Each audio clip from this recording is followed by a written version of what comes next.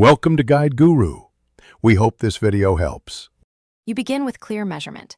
Pick a 2-4-week baseline and commit to logging every sleep episode. Record bed and wake times, naps, and a simple quality rating each morning. Also note caffeine, alcohol, exercise, and screen use within the last 2-3 hours because those affect sleep latency and depth. Once done, fix a consistent wake time even on weekends. This stabilizes circadian rhythm so the data reflects true need rather than erratic schedules. You now analyze the logged data.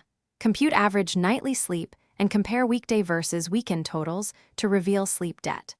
Look for patterns like long sleep latency or frequent awakenings.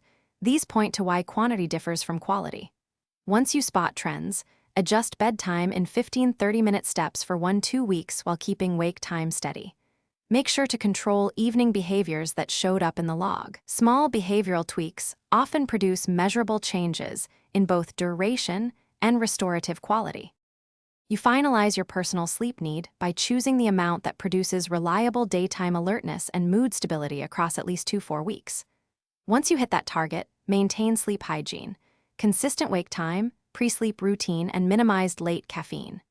If improvements do not match the extra sleep, excessive sleepiness, unrefreshing sleep, or wide nightly variability, consider troubleshooting. Track more variables, rule out medical issues, and consult a clinician to evaluate for. Thanks for watching. Consider subscribing if we helped you today.